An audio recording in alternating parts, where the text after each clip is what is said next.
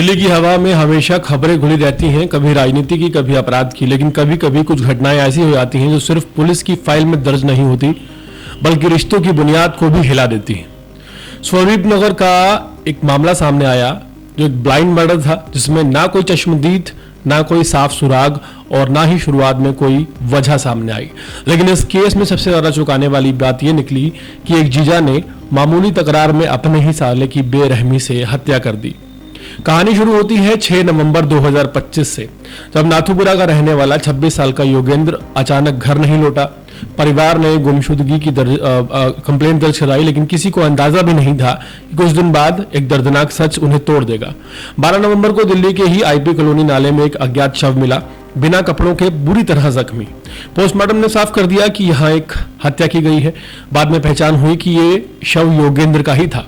अब पुलिस के सामने एक ब्लाइंड केस था, ना कोई गवाह, ना कोई प्रत्यक्ष सबूत, ना ही कोई रंजिश या दुश्मनी। पर दिल्ली पुलिस का अनुभव और तेज कार्रवाई इस मामले में बहुत अहम साबित हुई। एसएचओ इंस्पेक्टर आलोक कुमार रंजन के नेतृत्व में 2 टीमों का गठन किया गया।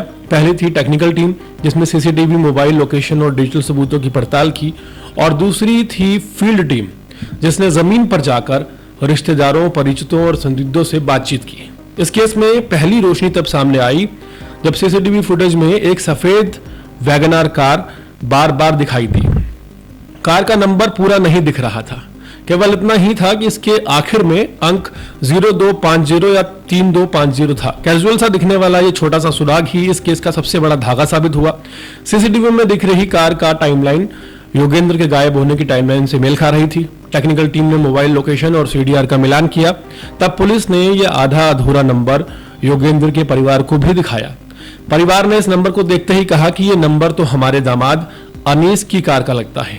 इतना कहते ही जांच की दिशा 180 डिग्री बदल गई। अब पुलिस की नजर अनीस पर टिकी थी। 35 साल का आदमी, जिसकी कार घटना वाली रात उसी रूट पर चल रही थी जहां बाद में शव बरामद हुआ। सीडीआर ने यह भी दिखा दिया कि घटना से पहले योगेंद्र और अनीस दोनों एक दूसरे के संपर्क में थे और साथ मौजूद थे। जब पुलिस ने अनीस को बुलाया और पूछताछ शुरू की, शुरुआत में वो बचने की कोशिश करता रहा, लेकिन सख्त और तार्किक सवालों के सामने उसका हौसला पूरी तरह टूट गया। कुछ ही घंटों में उसने सारा सच उगल दिया। घटना की रात दोनों उसकी कार में बैठे थे। बात बात पर बहस हुई और छोटी सी तकरार एक बड़े झगड़े में बदल गई। गुस्से में अनीस ने कार के अंदर रखा चाकू उठाया और योगेंद्र पर वार कर दिया। योगेंद्र वहीं लहूलुहान होकर गिर पड़ा। घबराए और बुखलाए अनीस ने शव के कपड़े उतारे और उसे नाले में फेंकाया ताकि पहचान मुश्किल हो जाए। इसके बाद वो घर लौट आया, गाड़ी धोई और खून के धब्बे मिटाने की कोशिश की। लेकिन अपराध चाहे कितना भी सोच समझ कर किया जाए, कुछ ना कुछ निशान और सबूत छोड़ जाता है। पुलिस ने उसकी कार से खून से सना चाकू बरामद किया। कंडक्टर सीट से खून के धब्बे मिले और सीसीटीवी फुटेज में वो कार धोता हुआ भी दिखाई दिया। ये सबूत अनीस के झूठ को पूरी तरह खत्म करने के लिए काफी थे। उसे गिरफ्तार कर लिया गया और कोर्ट से 2 दिन का पुलिस रिमांड लिया गया ताकि एफएसएल जांच और दूसरी तकनीकी प्रमाणों की पुख्ता पुष्टि की जा सके। इस पूरे मामले में जिस पेशेवर अंदाज में पुलिस ने काम किया वो काबिल तारीफ है। आधे अधूरे नंबर से शुरू हुई जांच ने 24 घंटे में आरोपी तक पहुंचकर यह साबित कर दिया कि तकनीकी और जमीनी इंटेलिजेंस के साथ जब अनुभव मिलकर चले तो कोई भी ब्लाइंड मर्डर ब्लाइंड नहीं रहता।